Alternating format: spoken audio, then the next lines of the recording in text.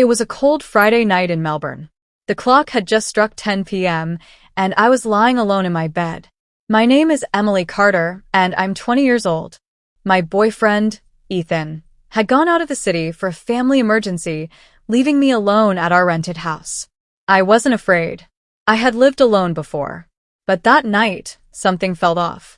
As I lay under the covers scrolling through my phone, I heard a faint noise, a soft metallic click from the back door. I paused, held my breath, and listened. Maybe it was the wind, I told myself. I had double-checked the locks earlier. Still, I couldn't shake the unease. The sound came again, clearer this time.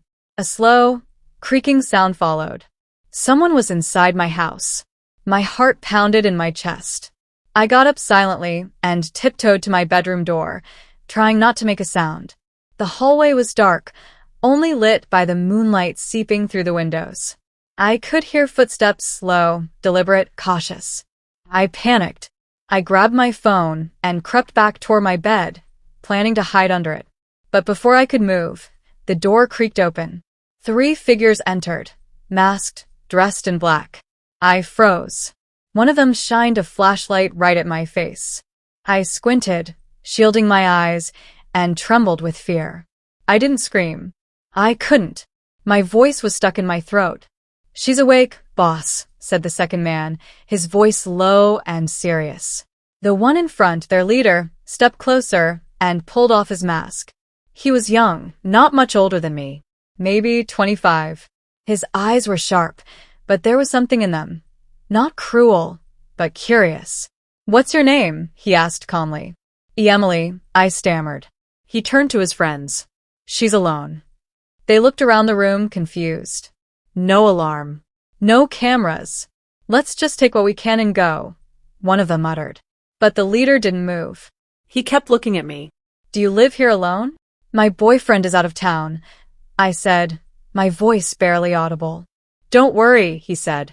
"We're not here to hurt you." His name, I later learned, was Jaden Brooks. His partners, Liam and Daniel, started checking the other rooms, but Jaden stayed in mine. He sat on the edge of my bed and looked at me. "You're not scared?" "I am," I whispered. "But I don't want to beg." He raised an eyebrow. "Why not?" "Because maybe you don't really want to do this," I said softly, meeting his eyes. He was taken aback. Something shifted in his expression. I didn't cry. I didn't plead. Instead, I started talking softly, kindly. I told him about myself, how I studied art, how Ethan and I had just moved in, how I loved the quiet of this neighborhood. He listened. "Why are you doing this?" I asked him, my voice barely a whisper. Jaden didn't answer at first. But then he said, "I needed money. I've made bad choices." This was supposed to be quick. In and out. "But you stayed," I said gently. He looked at me again, this time with something else in his eyes. Regret. Conflict. Emotion. The other 2 came back with a bag of valuables. "We're done," Liam said. "Let's go." But Jaden stood up and said, "Leave it." "What?"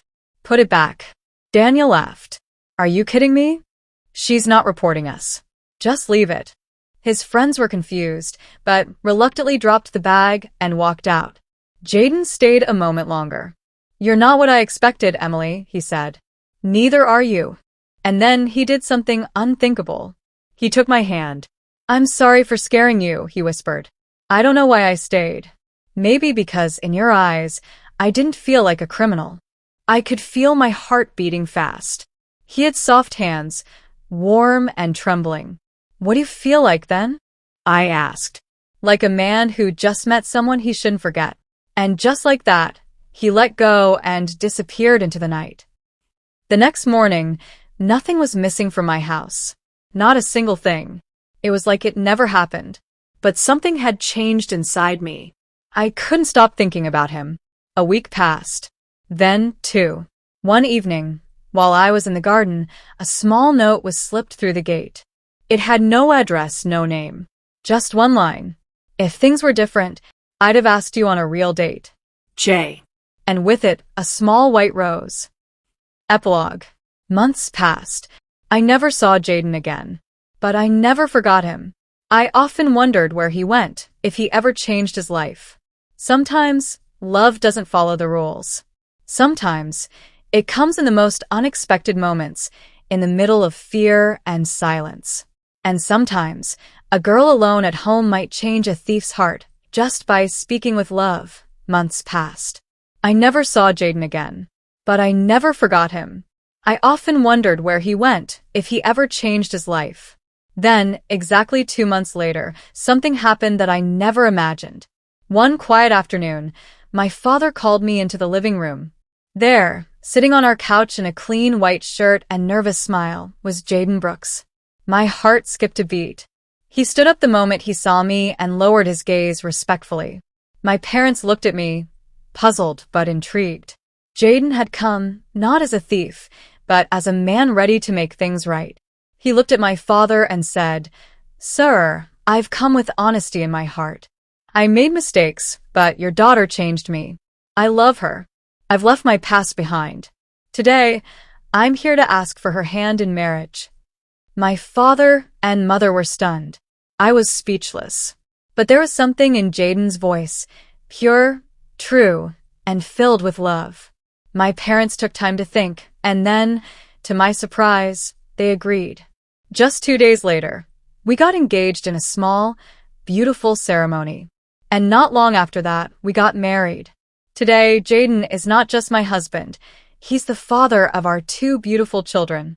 He works honestly, he loves deeply, and every time I look at him, I see the man who once broke into my house and stole my heart instead of my things. And that's how a night of fear became the beginning of a lifetime of love.